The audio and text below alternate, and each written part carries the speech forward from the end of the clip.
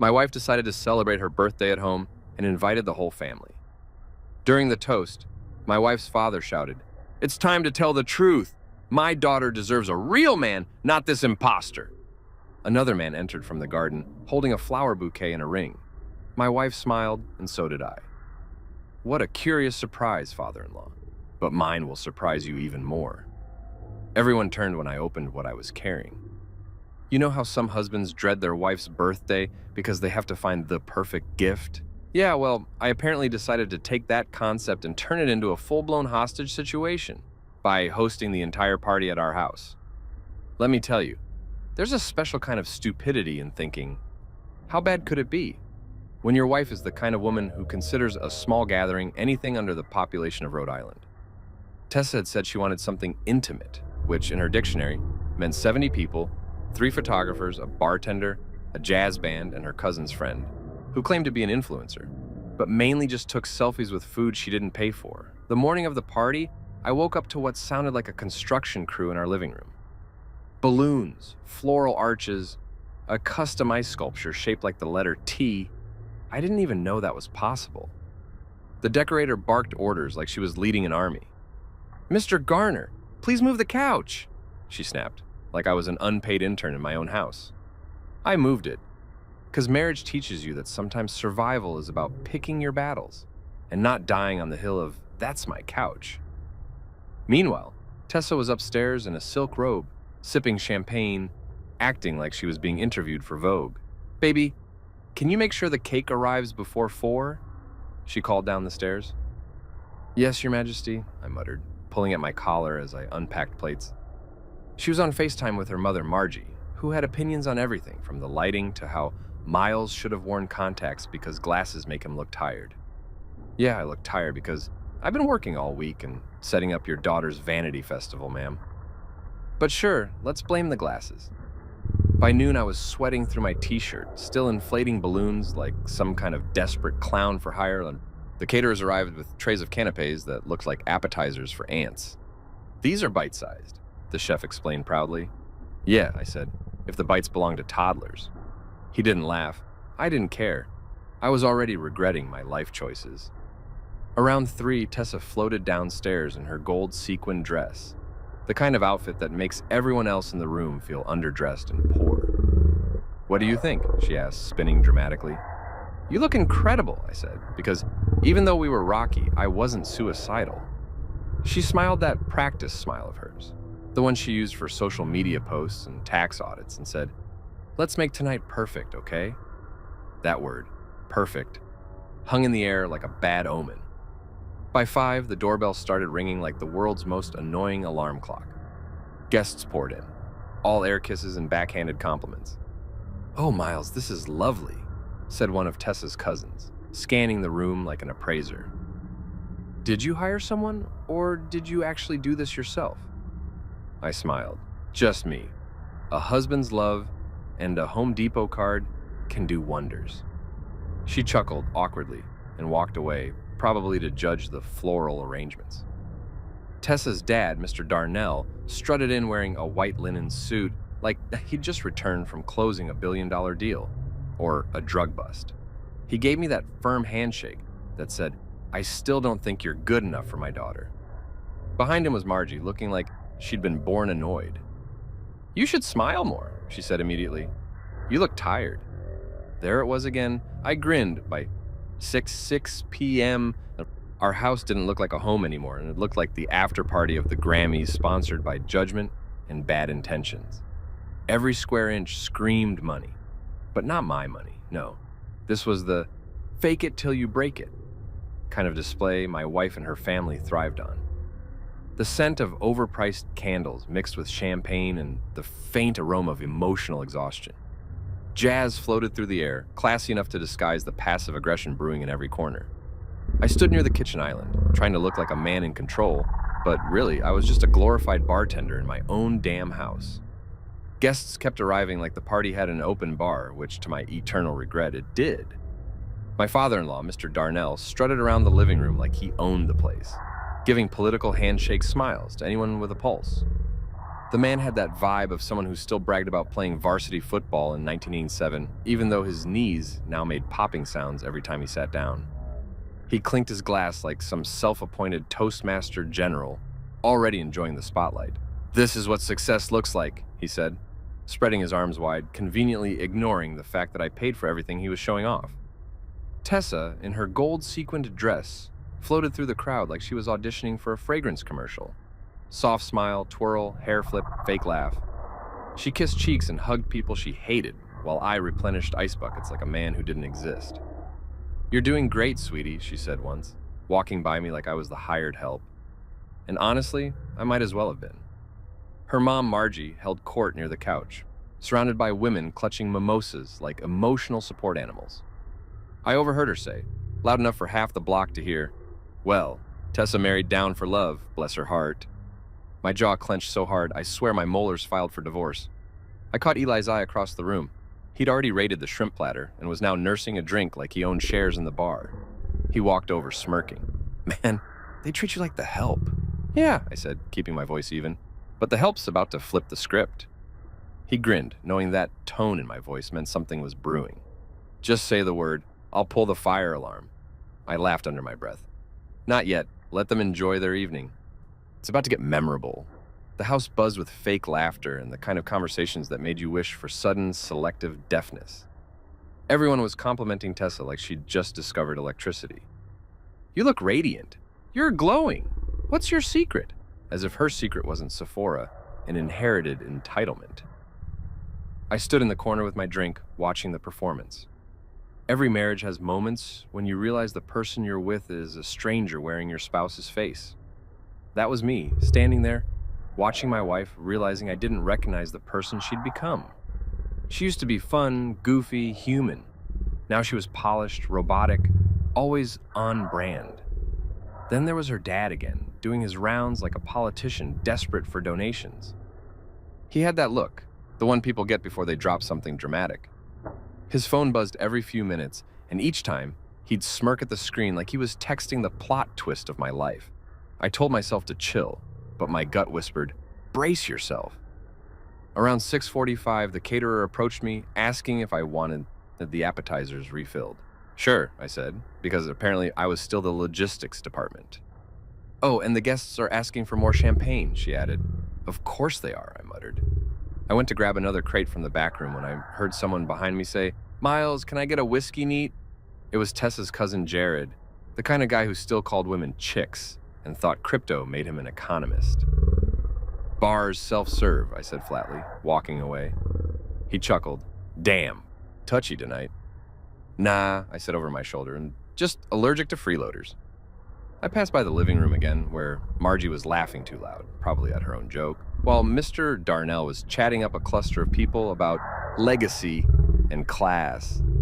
I swear the man could turn a trip to the grocery store into a TED Talk about leadership. "You see," he was saying, "a man's worth is measured by how he provides for his family." I raised my glass from across the room, catching his eye. "Couldn't agree more," I said with a smile that had about as much warmth as a tax audit. His smirk faltered, but he recovered quickly. "Glad we're on the same page, son," he replied. Oh, we were on the same page, all right. He just didn't know I was the author. By 7, the energy had shifted. The conversations grew tighter, whispers more frequent. You know that weird static in the air before a storm hits? That was our living room. Something was brewing behind all the smiles. I caught Tessa on her phone again, stepping into the hallway. I followed her with my eyes, not my feet. Been married long enough to know when following a woman mid-text is a rookie mistake. She returned a minute later, adjusting her dress, pretending nothing happened.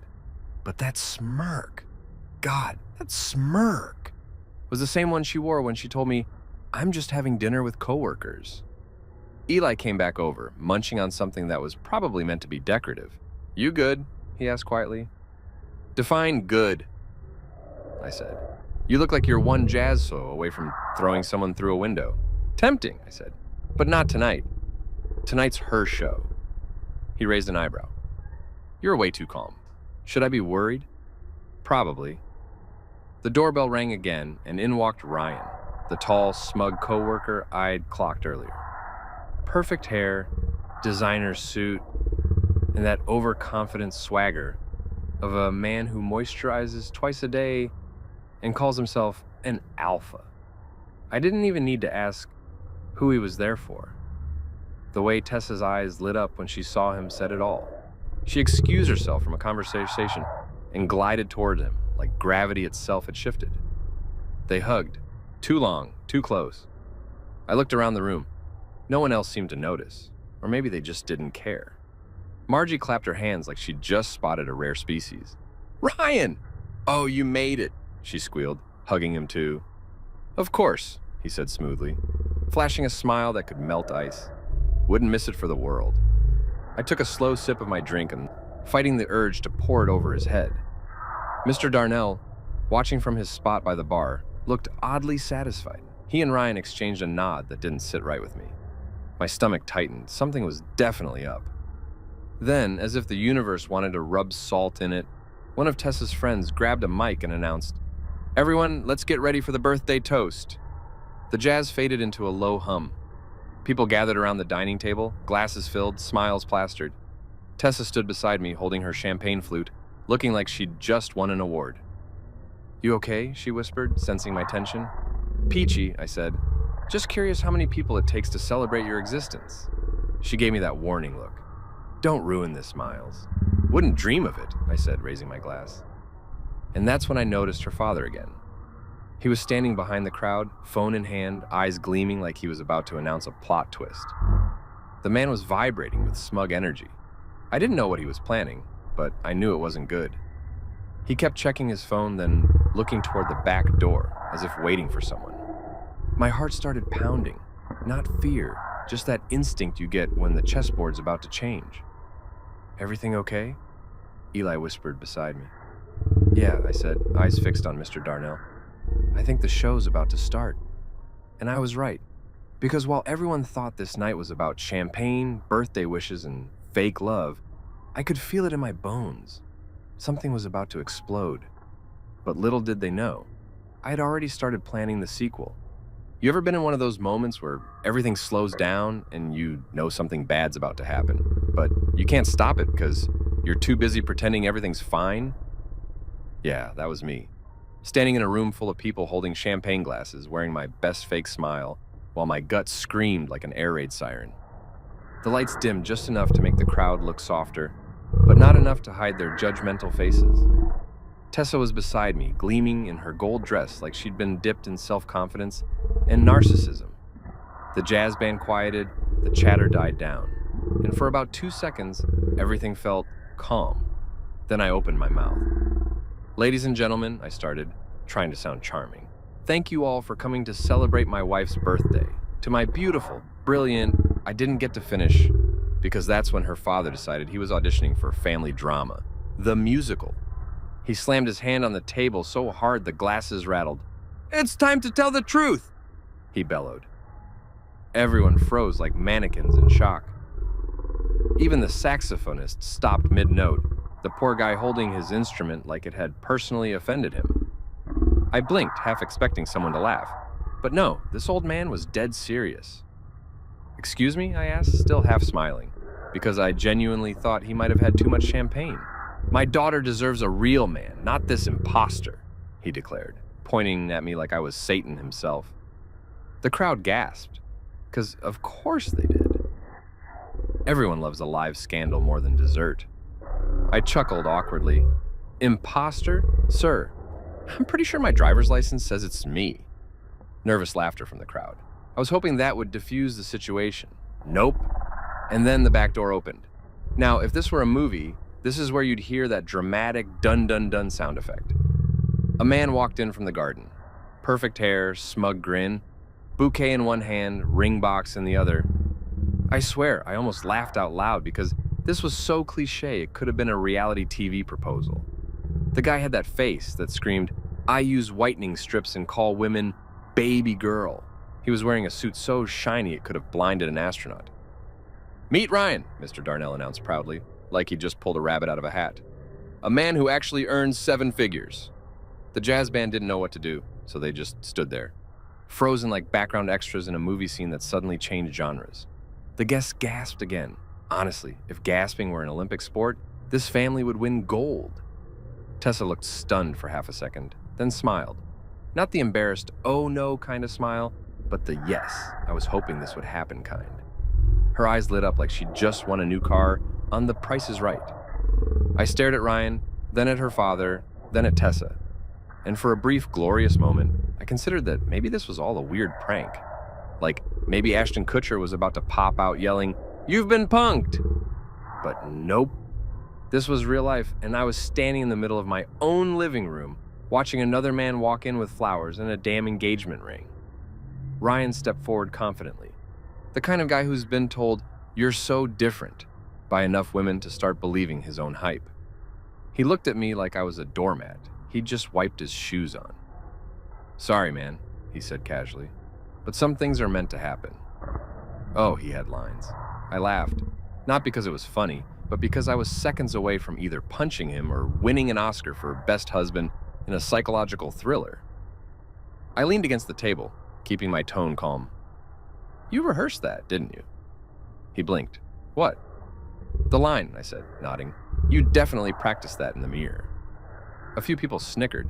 He wasn't expecting me to talk back. That's the thing about men like Ryan. They expect you to break, not banter. Mr. Darnell puffed up his chest. "My daughter deserves stability. She deserves a man who can provide, who can take her places." I tilted my head, like the unemployment line, because you're still making payments on that second mortgage I covered for you, right? His face twitched. "Don't you dare." "No, please," I said, holding up my hand. "Go on, this is your show, remember? I'm just the broke husband who apparently bought the stage you're standing on." The guests were eating it up. Half of them were pretending to sip champagne, but were really holding their glasses just to look less obvious about eavesdropping. Tessa, meanwhile, was visibly torn between embarrassment and defiance. "Dad, this isn't the time," she hissed. But she didn't look at me. She looked at him, Ryan. That was all I needed to see. My gut had been right for weeks, and now it was flashing neon signs saying, "Told you so." Ryan set down the bouquet on the counter and opened the ring box like he was unveiling the Holy Grail. The diamonds sparkled so hard it made the room collectively inhale. "Tessa," he said dramatically, "I know this isn't traditional, but I can't keep pretending. You deserve better. You deserve me." Somewhere in the background, someone whispered, "Oh my God," like this was the finale of The Bachelor. I turned to Tessa. She was smiling. Actually smiling. Like she was enjoying the chaos. "Ryan, this isn't," she started, but he cut her off. "I love you. I always have, and I'm not afraid to show it." I wanted to clap. Seriously. The man had guts. Wrong timing, wrong place, wrong woman, but guts nonetheless. The silence in the room was thick enough to chew. I looked around. Eli was watching from the bar, mouth open, holding his drink like it was popcorn. My cousin whispered, "You gonna hit him or hug him?" I grinned. "Neither," I said quietly, because the funny thing about betrayal is it only hurts when you're not ready for it. And me, I'd been ready. See, here's the part everyone missed. I'd felt this coming for months. The coldness, the fake smiles, the sudden work trips. So while they were busy playing romantic comedy in my living room, I'd been quietly writing the thriller ending. I didn't need to yell. I didn't need to swing fists. I just needed to let the show play out until it was my turn to speak. Ryan got down on one knee right there on my rug. The rug I bought, mind you, and held up the ring. "Tessa, will you?" "Hold that thought," I said, stepping forward. He looked up at me, annoyed. "Excuse me, we're having a moment." "Yeah," I said. "In my house." I smiled at the crowd, gesturing toward him. "Ladies and gentlemen, can we get a round of applause for this man's commitment to bad timing?" A few nervous chuckles broke out. I mean, I gotta admire the confidence. Proposing to a married woman at her birthday party. That's bold. Dumb, but bold. Mr. Darnell started to say something, but I raised a hand. No, sir. You've had your speech. It's only fair I get mine." Tessa opened her mouth, but I didn't let her talk. "You see," I said, pacing slowly, "when I was planning this little soiree, I thought, what could possibly go wrong? Turns out, everything. But that's okay. Because surprises make life fun, right? My tone was light, but inside I was coiled tight as a spring. Ryan stood up, still holding the ring, clearly irritated that his big moment was being hijacked. "Look, man, you're embarrassing yourself," he said. "Actually," I replied smoothly, "I think you're doing that for both of us." A few guests laughed outright this time. I turned to Tessa. "So this was your intimate birthday party? You, me, 70 guests, and your backup husband?" Her face flushed red. "It's not what it looks like." "Then you might want to explain why Ryan from accounting just proposed to you in our living room, while your dad provides narration." She looked helplessly at her father, who was now sweating bullets. And that's when I smiled. Calmly, coolly, dangerously. "Well, what a curious surprise, father-in-law," I said, adjusting my sleeve. "But mine will surprise you even more."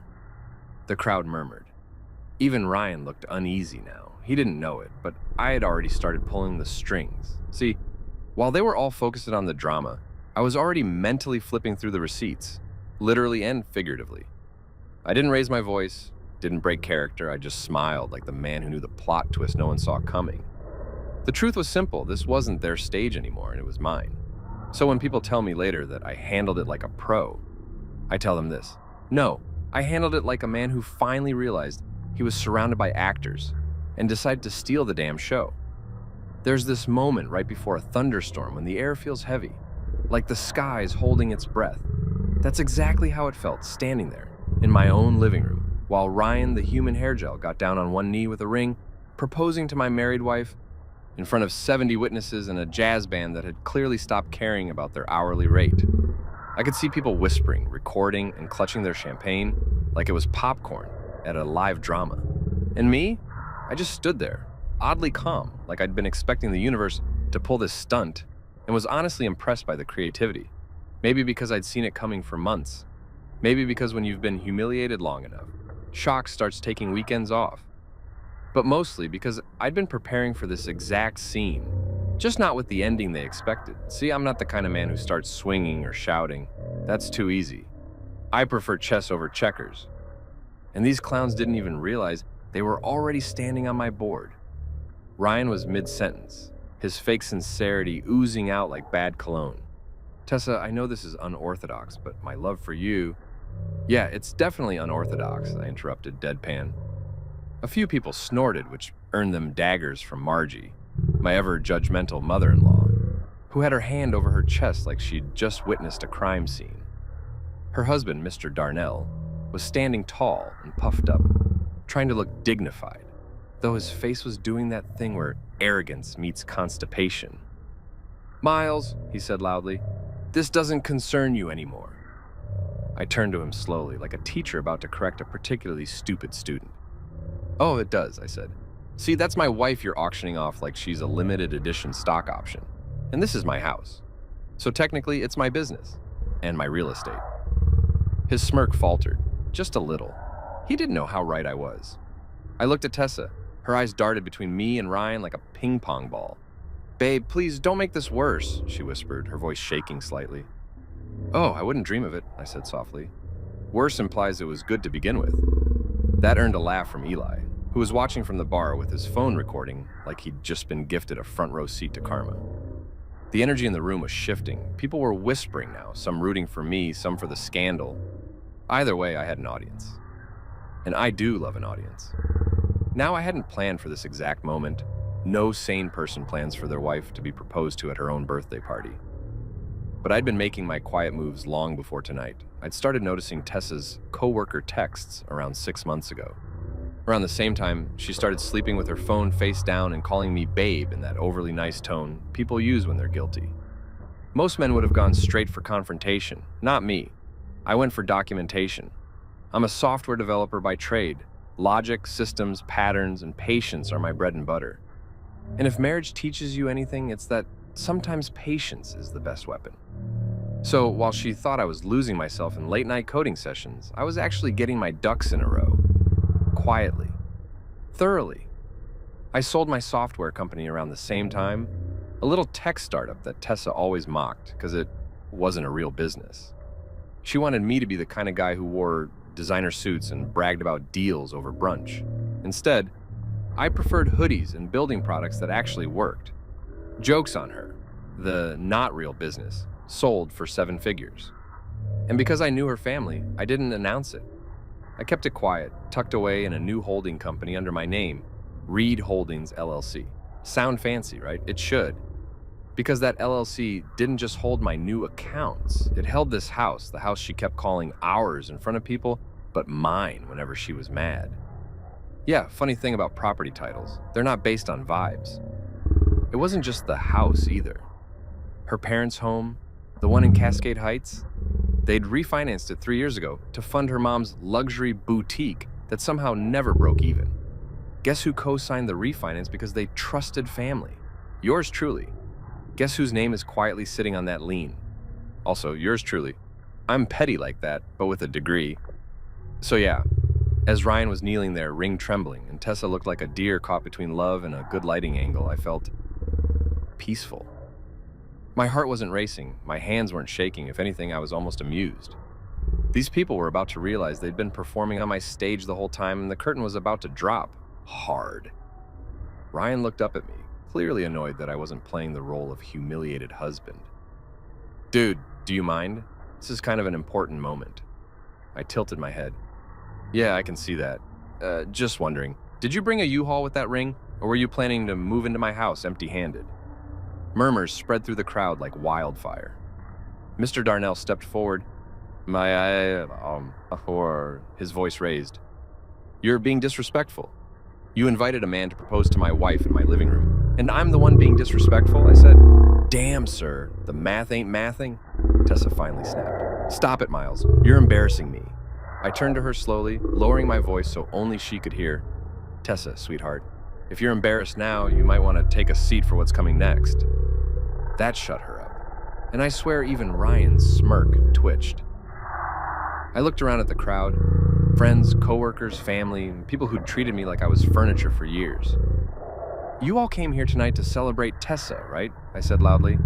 Good, because tonight she's getting the one thing she's always wanted, attention. And I've decided to give it to her, uninterrupted. Eli whispered from behind me, oh, it's happening. And someone near the kitchen muttered, man, this is better than Netflix. But I didn't go nuclear just yet. No, I'm not an idiot. You don't waste a good climax before Act 2. I let the tension hang there, thick and electric. Then I smiled, calm as ever. You know what, Ryan? Go ahead. Finish your little proposal. I don't want to interrupt destiny or whatever rom-com fantasy this is. His face lit up again, thinking I'd backed down. Thank you, he said, turning to Tessa with a smug grin. As I was saying, he reached for her hand again, but she hesitated this time. Maybe it was the tone in my voice. Maybe it was the quiet confidence she wasn't used to seeing from me. Either way, she didn't look so sure anymore. And honestly, that was the best part. Watching her realize that maybe, just maybe, she'd miscalculated. That maybe the man she'd written off as predictable had been 3 steps ahead. Ryan fumbled through his speech, talking about love and destiny and our future together. Half the room looked uncomfortable now, unsure if they were witnessing romance or a career-ending scandal. Margie was dabbing her eyes with a napkin, playing the supportive mother. And Mr. Darnell was still glaring at me, probably wondering why I wasn't crumbling. Spoiler, I don't crumble. I build. When Ryan finished his cringe monologue, the room didn't applaud. They just stared, waiting for me. Even he looked unsure. You don't have anything to say? He finally asked, straightening his tie. Oh, I do, I said, smiling wide. But not yet. I think surprises are best delivered with proper lighting. I motioned toward the jazz band, who looked more confused than anyone. You boys mind taking 5? I think we're shifting genres. They nodded eagerly, probably thrilled to escape. The silence that followed was deafening. I looked at my watch. Well, would you look at that? Almost time for the cake. I turned to Tessa. Sweetheart, I know you wanted a night to remember, and I promise, you'll never forget this one. I didn't say another word.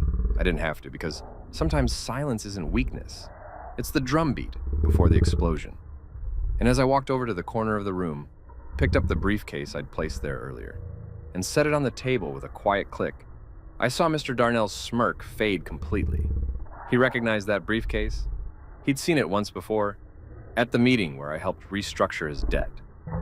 So when people ask me later why I looked so calm while my life publicly imploded, I tell them this because I wasn't losing my life. I was just clearing the stage for the reveal. And in that moment, surrounded by gasping guests and the ghosts of fake affection, I realized something that made me smile wider than I had in months. Sometimes the best revenge isn't rage. It's composure. The kind that makes your enemies realize too late that the game they thought they were winning, you've been the referee all along. The air in the room had changed. You could feel it, like the oxygen had been swapped out for static and expectation. People weren't whispering anymore. They were waiting. 70 pairs of eyes locked on me as I set my briefcase on the table next to the untouched birthday cake. The one that had been waiting for candles and laughter, but was about to get front row seats to marital warfare instead. My wife Tessa stood near the couch, frozen somewhere, between defiance and panic. Ryan, the walking LinkedIn profile in a tailored suit, still had the ring box in his hand, but his grin was wilting. Even Mr. Darnell, the self-declared patriarch of self-importance, looked unsure now. His lips were moving like he was silently trying to do damage control, but he'd already lost the mic. The room had become my stage, and for once, I wasn't the background character in someone else's power trip. I adjusted my cufflinks because petty victories deserve presentation. You know, I started, my tone casual, conversational even. I wasn't planning on a speech tonight. I figured I'd just say something sweet about my wife, maybe crack a joke about how she still can't cook rice without burning it. Nervous chuckles. But since we're apparently turning this into a live episode of Maury, the birthday edition, let's roll with it. Tessa tried to interrupt. Miles, this isn't... Oh, it is, I cut in, calm but sharp enough to slice through her pretense. You see, Tessa, I may not have your father's business instincts, I said, air quoting, but I do know a thing or two about planning. And unlike you, I believe in documentation. I flipped open the briefcase, the leather creaking like it was savoring the moment. Inside were neatly organized folders, labeled and clipped, because if you're going to drop truth bombs, you might as well make them look professional. These, I said, holding one up, are tonight's party favors, personalized, color-coded even. Someone in the back snorted. I smirked. You'll each get your turn, but let's start with the man of the hour. Well, the other man of the hour. I glanced at Ryan. He tried to stand taller like he wasn't sweating through his $1,000 suit. Relax, I said. I'm not here to fight you. I'm here to educate. Tessa's mother, Margie, spoke up. Miles, this is completely inappropriate. Yeah, you're right, I said, grinning. Inappropriate was when your daughter let Ryan rehearse his proposal speech in my living room. I'm just doing the closing ceremony. The audience laughed, low and uneasy. Even the jazz band, huddled by the door, was watching like they'd just gotten a raise. I reached for the first document and held it up for the crowd like I was about to announce the next big award. Ladies and gentlemen, I HUD. This right here is the deed to this house.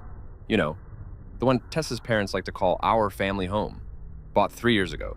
Paid off 2 years ago, under Reed Holdings, LLC. That's me, in case you were wondering. Gasps rippled across the room.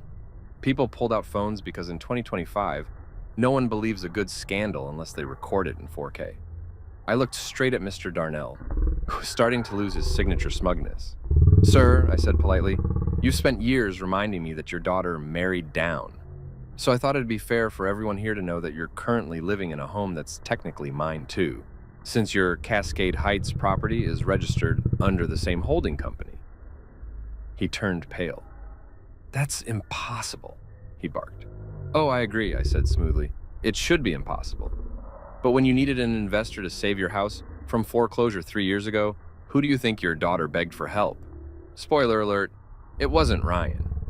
The guests murmured again, louder this time. Margie's fan fluttered like she was trying to cool off a panic attack.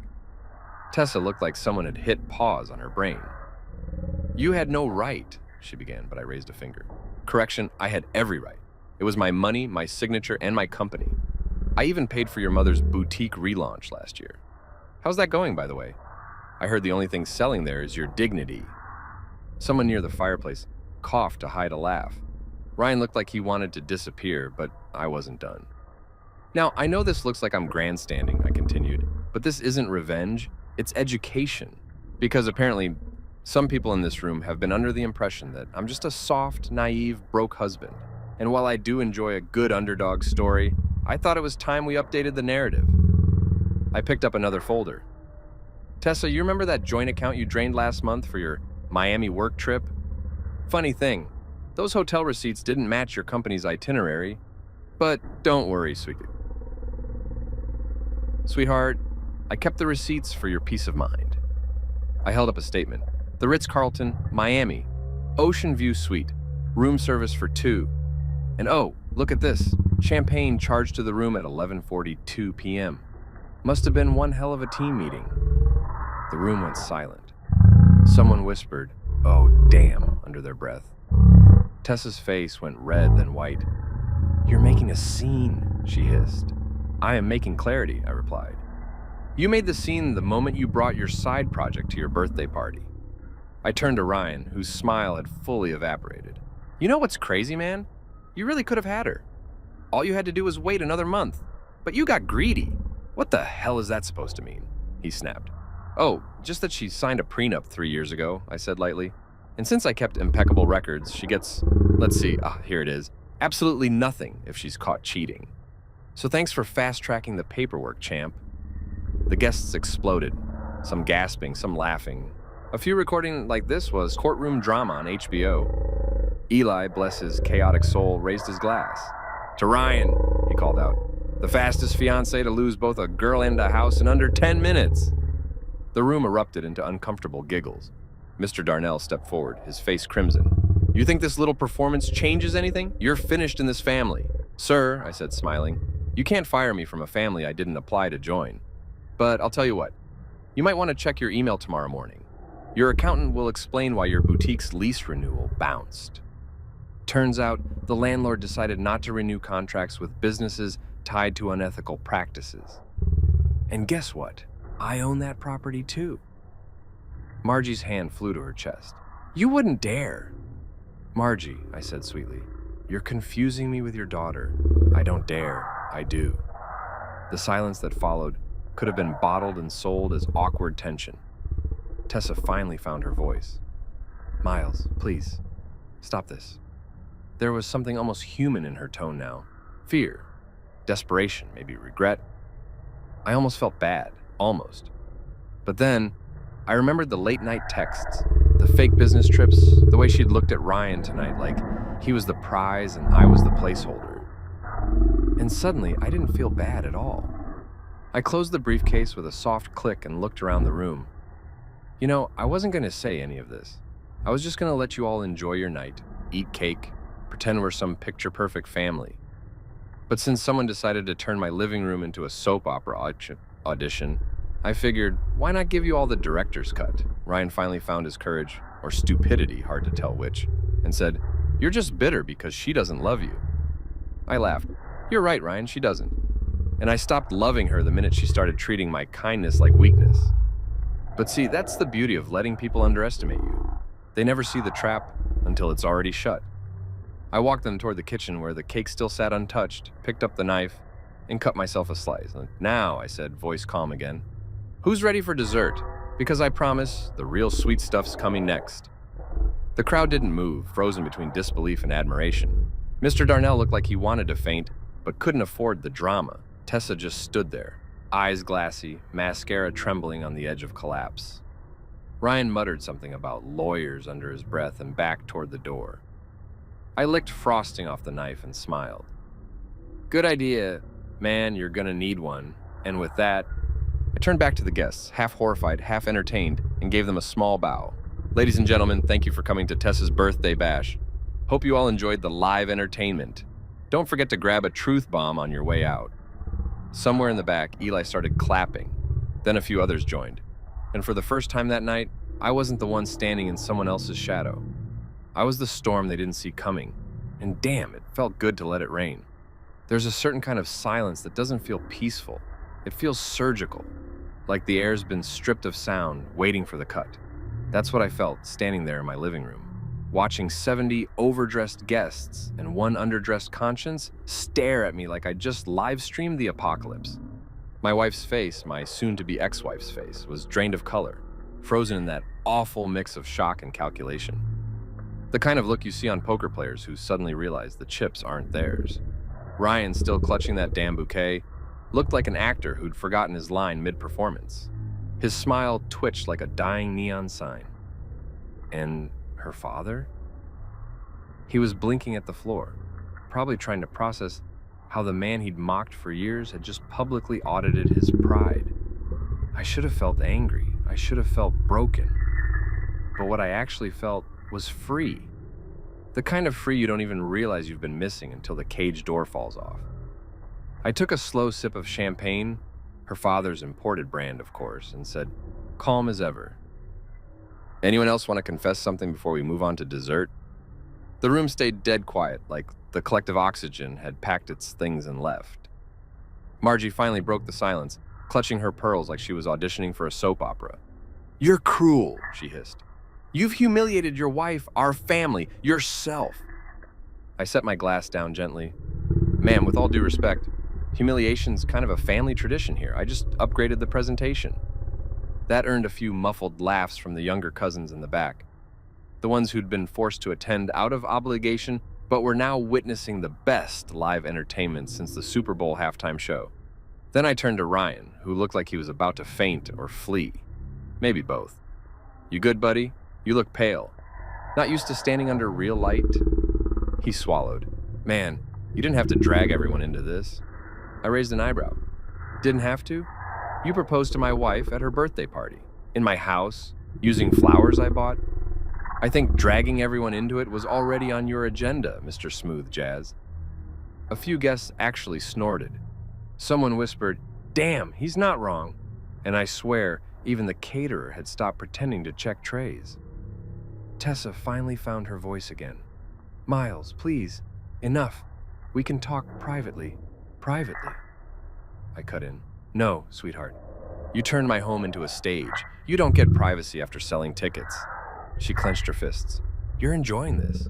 No, I said softly, locking eyes with her. I'm remembering this. That shut her up faster than any curse could.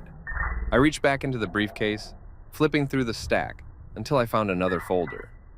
Oh, almost forgot. You remember your little investment account? The one you told me you used for business conferences? She blinked. What about it? I held up a statement. Turns out it's not in your name. It's under Reed Holdings again.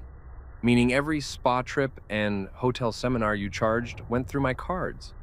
So technically, you were cheating on me with my own money. Now that's poetic. Her mother gasped so hard, you'd think she'd seen a ghost. You're lying? She said, voice trembling. I smiled politely, like a bank teller explaining overdraft fees. Page 3, line 4, ma'am. Luxury Getaways Miami. You might recognize that date.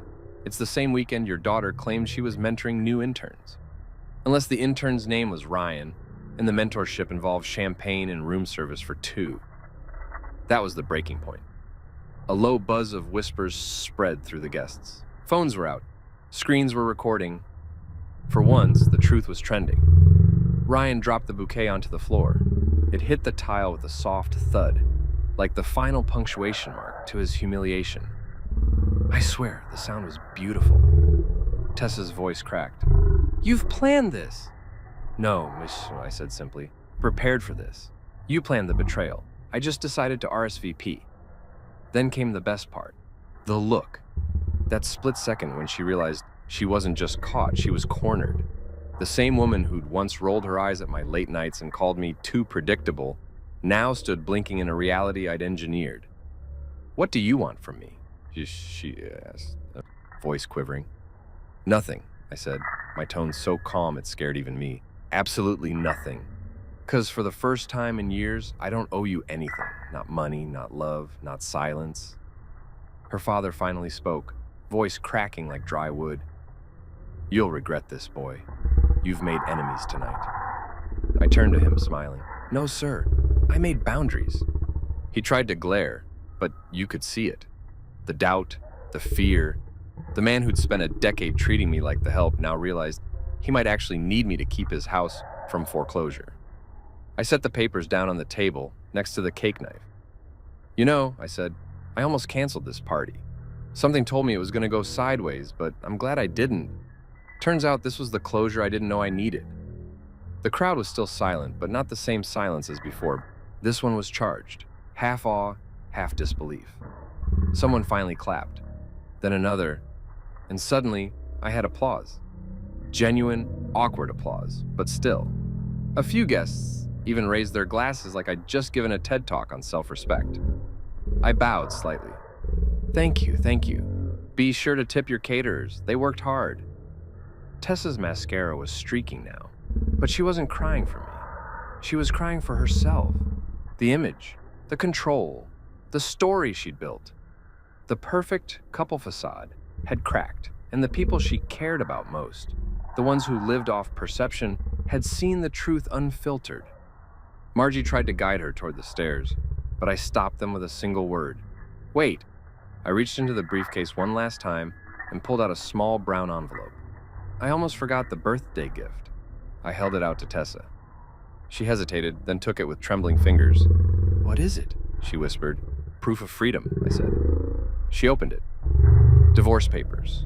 Signed by me last week, dated, notarized, neat as my conscience. All that's left is your signature, I said, smiling softly.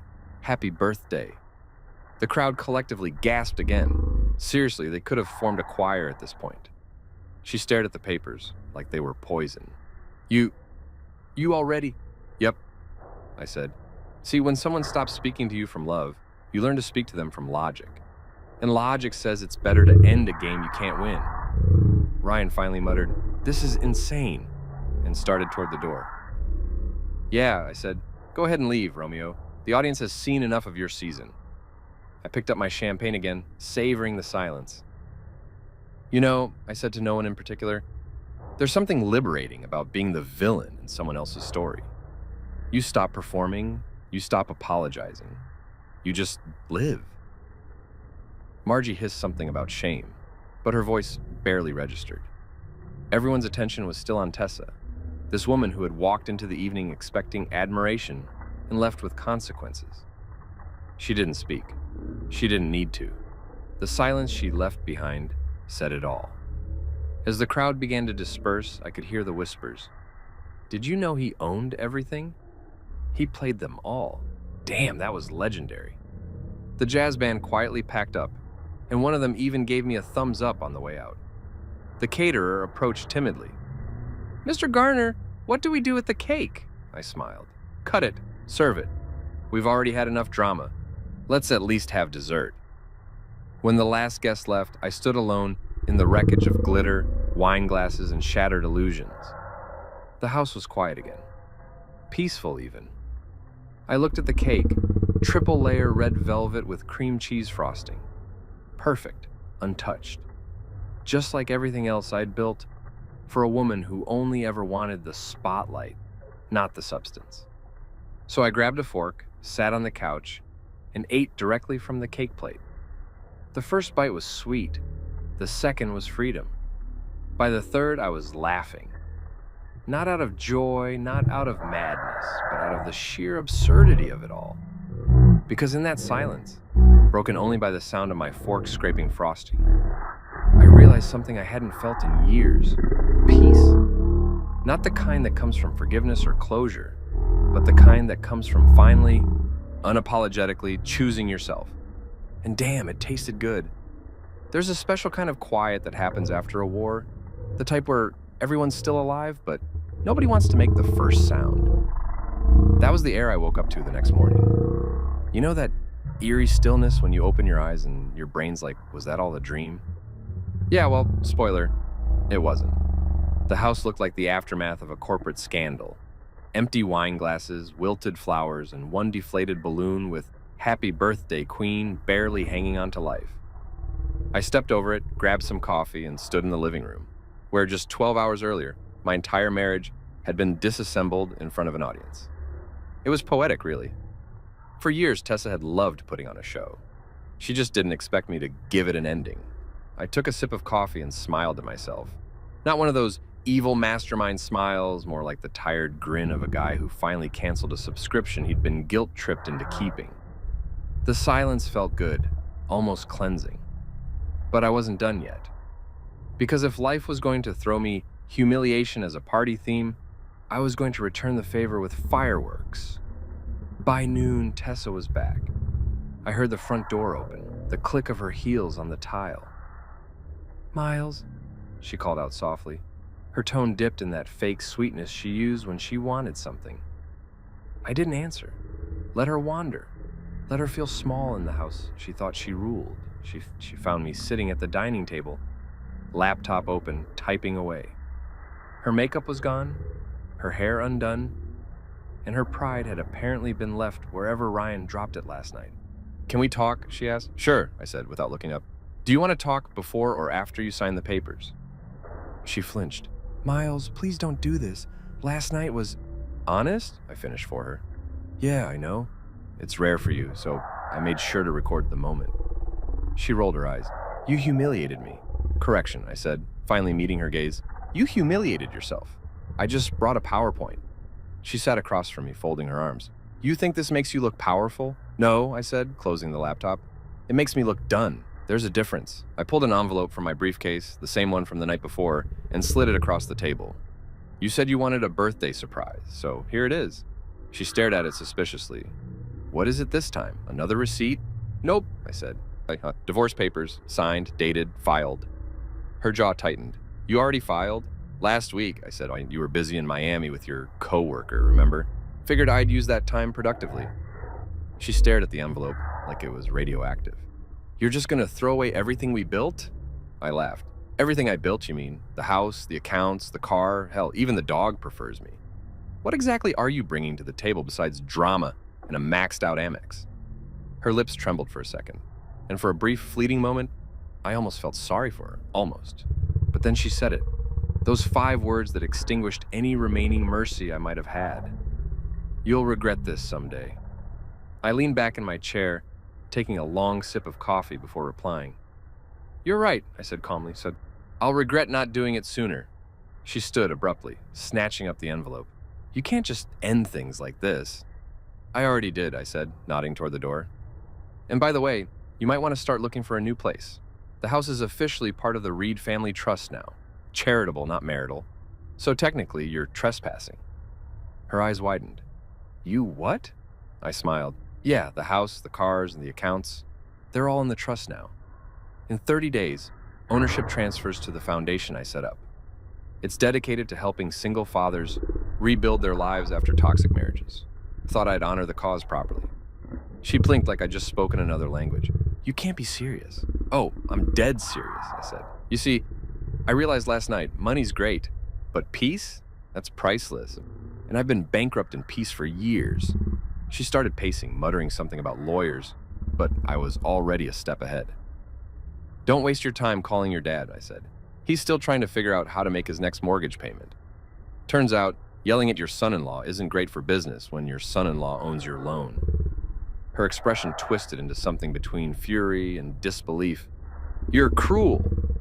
I shrugged. "No, just deficient." That's when she threw the envelope at me. It hit my chest and fell onto the table. "You think this makes you a man?" she snapped. "No," I said evenly. "This makes me a man who finally learned how to stop financing his own humiliation." She stormed toward the door, but I wasn't done. "Oh, and Tessa," I called out. "Tell Ryan I said congratulations. He's technically homeless now, too." She froze. "What do you mean?" I smiled, standing. "The house isn't mine anymore, remember? It's the trust's.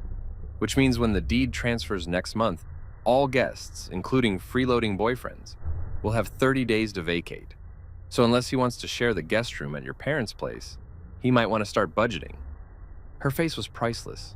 Pure disbelief, coated in rage. "You bastard. You keep saying that like it's a bad thing," I said, pouring myself another cup of coffee. "Now go on. You've got a lot of packing to do." She left without another word, slamming the door so hard the wall art rattled. I sat there for a long minute, letting the silence settle again. It was beautiful, really. The quiet of closure.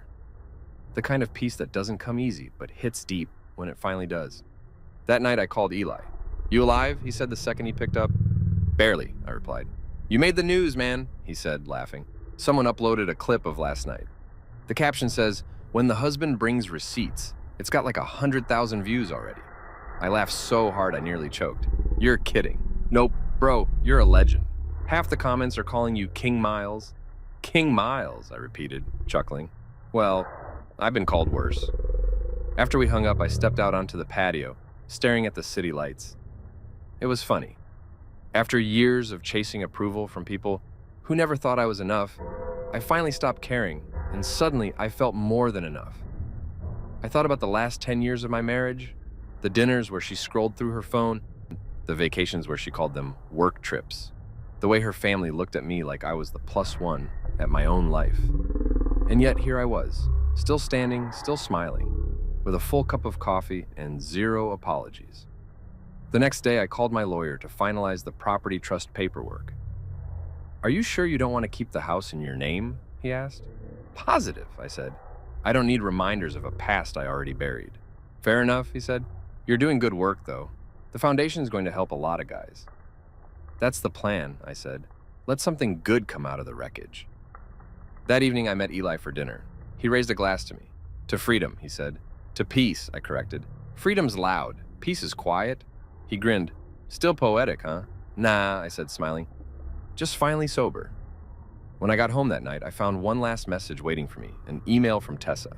The subject line read, "We can still fix this." I didn't even open it. I just deleted it, emptied the trash folder, and shut the laptop. Some things don't need answers, they need endings.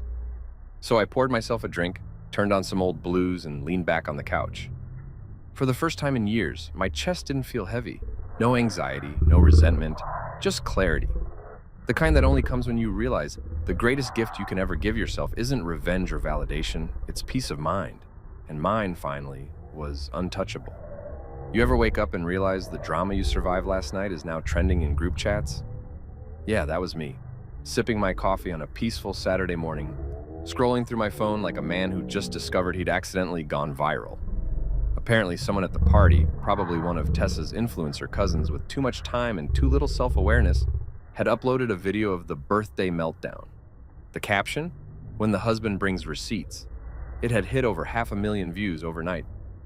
My phone was blowing up. Texts, calls, memes, even a few marriage counselors sliding into my DMs like, "We can help you heal. Please." The only therapy I needed was a tall Americano and the knowledge that every Washington, Tessa's proud, image-obsessed family, was currently choking on their own reputation. The family group chat, which, yes, they stupidly kept me in, was on fire. Her mom, Margie, had typed paragraphs about betrayal and disgrace. Her father, Mr. Darnell, had written something about taking legal action, which was hilarious considering he still owed me 2 months on his loan payment. And Tessa? She'd gone radio silent. Classic move, she'd always disappeared when accountability showed up. By noon, my doorbell rang. I opened it expecting maybe a reporter or an apology. Instead, it was Ryan. Yeah, that Ryan, the shiny suited homewrecker from the party, looking like life had just kicked him in the teeth and then took his wallet for good measure. "What do you want?" I asked, not even pretending to hide my disgust. He exhaled sharply. "I came to talk. You got about 30 seconds before I remember I own pepper spray." He rolled his eyes. "Look, man, I didn't know she was married. I'd laughed so hard I had to hold onto the doorframe. Oh, please, you were at her house, in her living room, with her husband standing right there. What did you think I was, the butler?" He sighed. "She told me you two were basically done. She said you'd moved out emotionally." "Moved out emotionally," I repeated, nodding. "That's rich. She must have pulled that one straight from the cheater's handbook." He rubbed the back of his neck. "Look, I'm not proud of what happened, okay? She told me things, lies, I guess. But last night, you made me look like an idiot." I smirked. "No, Ryan, you made you look like an idiot. I just gave the audience a better view." He shifted awkwardly. "I lost my job this morning." I blinked. "Oh?" "Yeah," he muttered. "HR called. Apparently someone sent them the video. Said it was unprofessional conduct. The company's all about reputation and optics, so..." He trailed off. "Let me guess," I said. "They opted you out." He glared at me, but there wasn't much fire left in him. "You really think you're the hero in this story? No, I said, smiling faintly. I think I'm the plot twist. I started to close the door, but he stopped it with his hand. She's lost too, you know. Her firm suspended her this morning.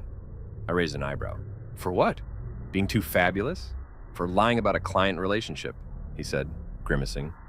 Guess corporate ethics didn't find her little side romance as charming as she did. For a second, I felt a flicker of something, maybe pity, maybe poetic satisfaction. Either way, I didn't let it show. You came all the way here to tell me that? He shrugged, maybe to apologize, maybe to say, I get it now. I studied him for a moment. He looked defeated, like a man who just realized karma doesn't take appointments. It walks in unannounced. Apology accepted, I said finally, on one condition. What's that? Stay gone. Don't text her. Don't show up here again.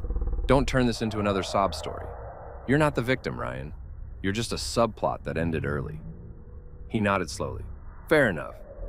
And with that, he left. No smug grin, no bouquet, no fake promises. Just silence and the sound of my door clicking shut. I walked back to the kitchen, poured myself another cup of coffee, and toasted the air. To poetic justice, I muttered. By afternoon, my phone rang again. This time it was Eli. Bro, he said, laughing before I even answered. You've got the internet eating out of your hand. There's a remix of your speech set to a trap beat. You're joking, I said. Nope. And someone edited clips of you holding the divorce papers with the caption, proof or it didn't happen. You're practically a folk hero. Great, I said, deadpan. That's exactly what I needed, to be the poster boy for betrayed husbands. Man, Eli said. You're the new symbol of self-respect. People are calling you the receipt king. Fantastic, I muttered, pinching the bridge of my nose. Do I at least get royalties? That evening, I decided to take a walk downtown just to clear my head. Fresh air, no jazz bands, no fake smiles. The city looked different when you weren't dragging guilt behind you. I ended up in a small coffee shop I used to visit before marriage had turned me into an errand boy. The barista, a young woman with a sleeve tattoo and a kind smile, recognized me from the video. Hey, you're that guy, she said, eyes wide. The one who roasted his cheating wife at the party. I blinked. That's how people are introducing me now? She grinned. Don't worry, you're kind of a legend. Coffee's on the house. I couldn't help but laugh. Guess honesty pays after all. I sat by the window, sipping my coffee and watching the evening traffic glide by. My phone buzzed, a message from an unknown number. The preview said, "We need to talk." I didn't even need to open it. I already knew it was Tessa. I ignored it. Another buzz. "Please, Miles, just 5 minutes." Then another. "It's important." I sighed. It was either closure or chaos, and frankly, I was curious which. I texted back, "You have 5 minutes. Use them wisely." She arrived 20 minutes later, wearing sunglasses like that would hide her shame. She sat down across from me, looking smaller than I remembered. "You're enjoying this?" she said quietly. "Not the way you think," I replied. "You humiliated me," she whispered. "You exposed everything." "No, Tessa," I said. "You hid everything. I just turned the lights on." She took off her glasses, revealing swollen eyes. "I lost my job," I nodded. "Ryan told me." "He came here?" "Briefly," I said. "He's learning humility. You two have something in common now." She frowned. "You think this makes you better than me?" I shrugged. "No, just lighter." She leaned forward, her voice trembling. "I made a mistake." "You made several," I said. "Cheating, lying, treating me like a placeholder, and forgetting that loyalty doesn't come with a price tag. I didn't mean to hurt you. You just didn't mean to get caught," I said flatly. She sat back, defeated. "You're really not giving us another chance?" "Tessa," I said softly. "Second chances are for accidents, not choices." For a moment, we both sat in silence, the sound of the espresso machine filling the void between us. "I still love you," she said finally. I smiled sadly. "Then love the memory of me, because that's all that's left." She didn't argue, she just nodded, wiped her eyes, and stood up. "Goodbye, Miles." "Goodbye, Tessa," I said. "And hey, next time you fall in love, try picking someone who doesn't already have a ring collection." She left without looking back, and I exhaled. For the first time, I didn't feel like a man losing something. I felt like a man reclaiming space. When I got home that night, the house was empty, but not hollow. The air felt different, like it finally belonged to me again. I poured myself a drink, though, sat on the couch, and laughed out loud. Not because it was funny, but because it was over. The next morning, I called the caterer. "Hey, it's Miles," I said, "from the birthday party." There was a pause, then a chuckle. "Oh, the famous one. What can I do for you?" "I just wanted to thank your team," I said. "And there was this one assistant, Jasmine, I think. She was great. Tell her she saved the night with her calm." "I'll let her know," he said warmly. "She mentioned you were surprisingly composed for a man in a hurricane." "Guess I finally learned how to build an umbrella," I said, and that's when it hit me. How strange it felt to have no one left to prove myself to. No family politics, no performative love, no battles for validation. Just me, a new beginning, and the sound of my own peace echoing through the walls. The Washington wannabes had officially imploded, and all I had to do to win was walk away. So I did, with my head high, my dignity intact, and not a single regret weighing me down. You know that weird calm after a tornado, when everything's technically still standing but it all feels permanently rearranged?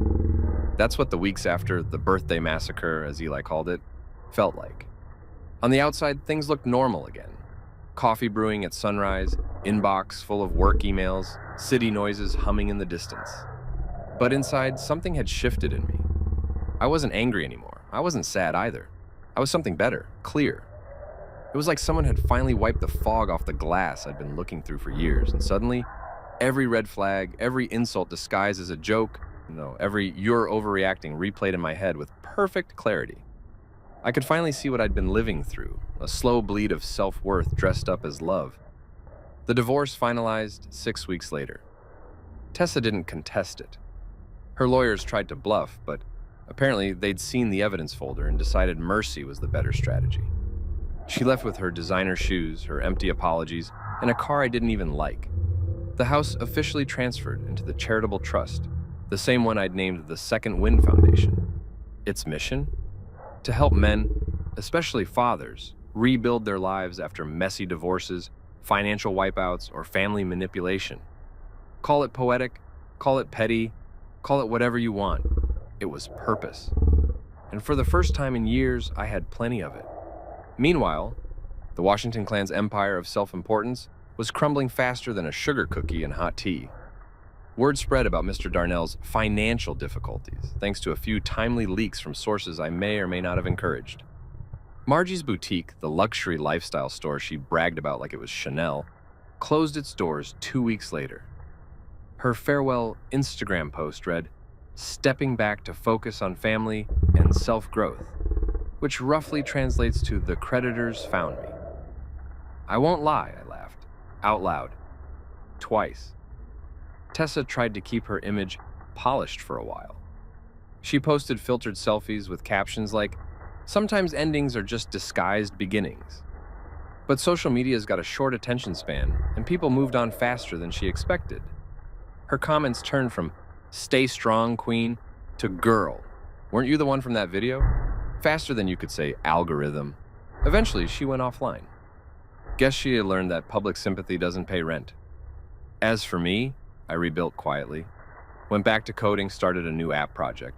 Something designed to help small business owners track finances without bleeding cash on overpriced consultants. Irony, right? A man once called financially irresponsible by his wife, now teaching others how to stay afloat. The early investors were interested, the numbers looked good. But the best part wasn't the profit, it was the peace. My mornings belonged to me again. No one asking where I was, who I texted, why I didn't smile enough in pictures, just me, my coffee, and a playlist that didn't include the sound of someone's mother criticizing me. Eli dropped by often. "Man," he said one night over beers, "I still can't believe you pulled that off. You're like the Batman of breakups." "Nah," I said, smirking. "Batman still wears armor. I just took off mine," he laughed. "You sure you don't miss her? Not even a little?" I thought about that for a second. You don't miss someone you've already buried emotionally. You just miss the idea of who they pretended to be. He nodded. "Deep," he said. "Tragic, but deep." 2 months after the divorce, something unexpected happened. I got an email from Jasmine, the caterer's assistant from that chaotic night. She'd sent a simple message. "Hey, I hope it's not weird that I'm reaching out. You handled that night with grace. Most people would have set the house on fire. Coffee sometime? I stared at the screen for a long minute, smiling without realizing it. And she'd been there that night. Saw the chaos up close. Saw me at my lowest and apparently didn't flinch. We met a few days later at a small bakery downtown. She was just like I remembered, warm, funny, and grounded in a way most people forgot how to be. We talked for hours, not about what happened, but about everything else. Work, music, life, bad reality TV. She told me she was working toward opening her own catering company someday. I told her I'd invest the second she was ready. She rolled her eyes and said, "Let me fail first, Mr. Software Money." I laughed. I hadn't laughed like that in months. Over the next few weeks, we started seeing each other more. Not in a fairy tale, movie montage way. Just easy, real. And without pretense. No games, no judgment, no walking on eggshells. She didn't care about my money or my past, just the man sitting in front of her. The one who'd been through hell and come out on the other side, still willing to believe in something good. One evening, she asked me, "Do you ever think about her, Tessa?" I shrugged. Sometimes. Not in the way you'd think. It's more like remembering a story I used to tell myself. She smiled knowingly. "That's healthy. Means you're healing?" I chuckled. "Healing, huh? I prefer upgraded." Life started to feel lighter. I moved into a new apartment. Not too big, not too fancy. Simple, modern, mine. The kind of place where silence felt like comfort, not punishment. I'd wake up early, go for a run, cook breakfast while watching sunlight hit the countertops. It was the kind of peace I didn't know how to appreciate before. Of course, Tessa tried to reappear. Well, they always do. It was a Tuesday morning when I got the text. "Can we talk?" I stared at it, my coffee halfway to my lips. Then another came in. I made mistakes. I still believe we can fix things. I could practically hear her voice. Soft, guilt-laced, calculated. I typed my response slowly. "We already did. You just didn't like the ending." Then, for dramatic effect, I attached a photo of the trust deed. Caption, "Proof of progress. Hit send. Block the number." That was the last time I ever heard from her. A week later, Jasmine and I attended a small fundraiser for my foundation. Nothing big, just a local event for divorced fathers rebuilding their lives. I gave a short speech, nothing rehearsed, just honest. "People think divorce is about losing," I said, "but sometimes it's about gaining yourself back. You don't realize how much of yourself you gave away until you stop giving it to someone who doesn't see its value." The applause that followed wasn't loud, it was real. And when Jasmine squeezed my hand afterward, I knew I didn't need validation from anyone else. That night, I stood outside under the city lights, breathing in the quiet hum of possibility. The chaos was gone. The drama was gone. And for the first time, I wasn't just surviving, I was living. Sometimes life doesn't give you closure, neatly wrapped in forgiveness. Sometimes closure comes in the form of peace, coffee that tastes better when you make it yourself, and laughter that doesn't feel forced. It comes in small beginnings disguised as ordinary days. So yeah, the Washington wannabes got their fallout, and I got something better. I got myself back. And as far as I'm concerned, that's the only happy ending worth having. A year later, I threw a dinner. Not a party, not a social event, not even a gathering, just dinner. 6 people, 2 bottles of wine, 0 drama. The invite list was short and peaceful. Eli, his girlfriend, Jasmine, 2 of my co-workers who actually liked me, and me. That was it. No caterers, no photographers, no live jazz band trying to make small talk while someone's life collapsed. Just laughter, good food, and people who didn't need me to prove anything. It wasn't lost on me that exactly a year ago, this same night, I'd stood in that very living room hosting the most chaotic birthday in suburban history. Now that house was gone, technically owned by the foundation, but in some poetic twist, we were having dinner in my new apartment, which, despite being smaller, somehow felt more mine than that mansion ever did. The apartment was minimalist. Sleek, gray walls, black furniture, 1 framed photo of me and Jasmine at the foundation launch, and an open kitchen that didn't double as a battlefield. The night was easy. Eli cracked jokes, Jasmine cooked like she was auditioning for Food Network, and I played bartender, which meant overpouring wine like a benevolent dictator. "Man," Eli said between bites, "this is a glow-up. Last year at this time, you were trending for ruining your wife's birthday, And now you're, what? A philanthropist, a CEO, and apparently a decent host. I smirked. I contain multitudes. You contain trauma, he corrected, and apparently amazing lasagna. Jasmine laughed, wiping her hands. Don't encourage him. He'll start thinking he's Gordon Ramsay. Hey, I said, pointing at her with my fork. If Ramsay ever had to deal with a wife who weaponized jazz bands, he'd understand my greatness. The laughter filled the room, the kind that starts small and ends with everyone out of breath. It was light, unforced, genuine. Somewhere between the jokes and the clinking glasses, I realized something. I wasn't waiting for the other shoe to drop anymore. For years, every smile I gave had a quiet anxiety behind it, wondering when it'd all crash again. Now, no weight, no performance, just peace. After dessert, we sat on the balcony. The city stretched out below us. All golden lights and distant noise. Eli leaned back in his chair. You ever hear from her? He asked carefully. Tessa, I said. Yeah, once, about 3 months ago. Email titled, I'm sorry, but... He raised an eyebrow. Let me guess, but she still wanted something? Bingo, I said, taking a sip of wine. She wanted a fresh start, said she'd been doing a lot of therapy and was learning accountability. And you? Jasmine asked quietly, curious but kind. What did you say? I smiled, leaning my head back. I replied with a screenshot of the foundation website under the page where it lists our mission, dedicated to helping men recover from emotionally exploitative relationships. Then I wrote, we're full this quarter. The group burst out laughing and Eli nearly spilled his drink. You're evil, man. No, I said, chuckling. I'm healed. There's a difference. As the night went on, the conversation shifted from jokes to memories. And somewhere in there, Eli said, you know, if it weren't for that disaster, none of this would have happened. The foundation, the new app, Jasmine, you'd still be playing the nice husband role. I nodded slowly. Yeah, funny how destruction clears space for real things to grow. Jasmine gave me that look, soft, knowing, the kind that says, you're not your scars anymore. And she was right. For so long, I defined myself by the things that went wrong. The betrayal, the humiliation, the endless mental gymnastics of trying to be enough for someone who'd already made up their mind that I wasn't. But somewhere between that birthday party and this quiet dinner, I stopped living in reaction to someone else's version of me. After everyone left, I stood at the sink washing dishes. Old habit, I used to hate it. Tessa would always say, you're doing it wrong, and take over just to complain about how hard she worked. Now, it was my favorite ritual. There was something calming about the routine. The warm water, the clinking plates. Simple on rounding. When I finished, I poured myself a glass of whiskey, stepped out onto the balcony again, and watched the city breathe. It's strange how peace can feel foreign after chaos. I remember thinking for years that excitement equaled happiness. That if life wasn't loud, it wasn't worth living. But quiet turned out to be the most luxurious thing I'd ever owned.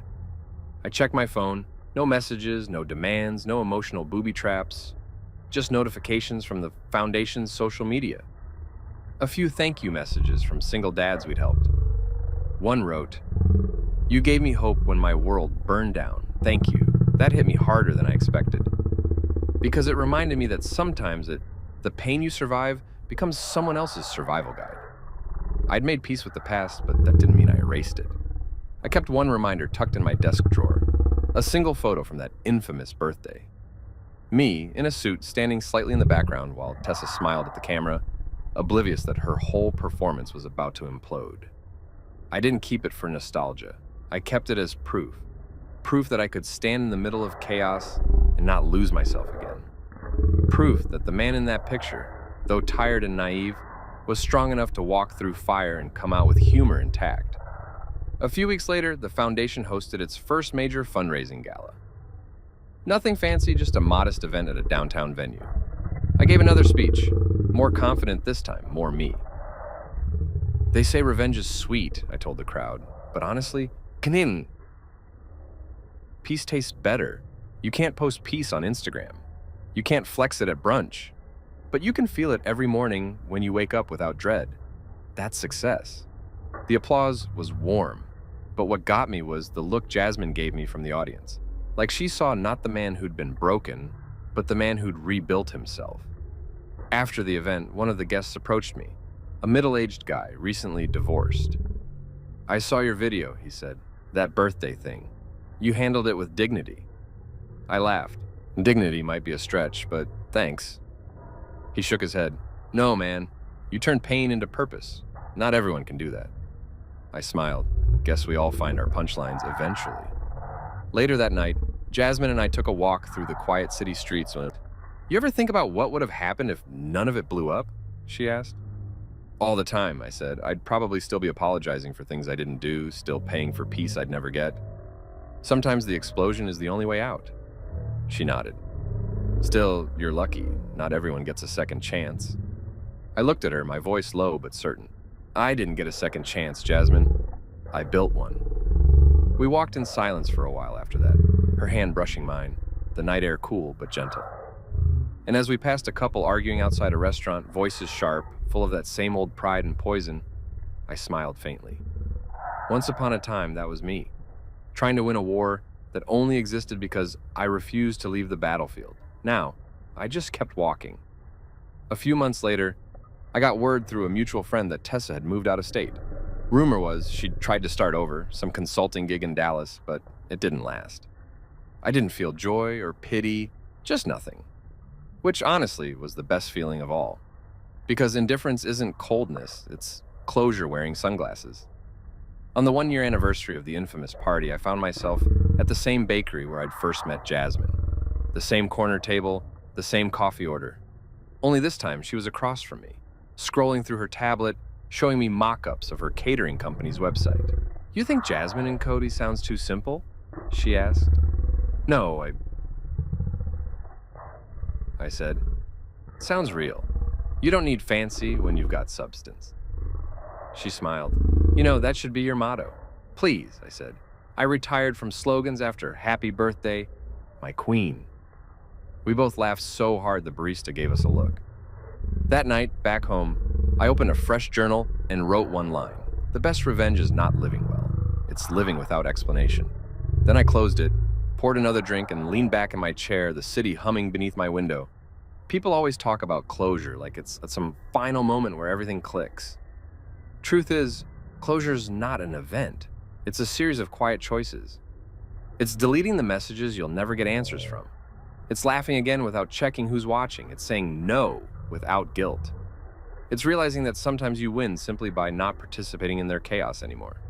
So yeah, maybe the world saw me as the guy who dropped truth bombs at his wife's birthday, but me, I saw a man who finally stopped mistaking pain for loyalty. And as I sat there, glass in hand, city lights flickering below, I couldn't help but chuckle. Because the last laugh wasn't loud. It was calm, steady, and entirely mine.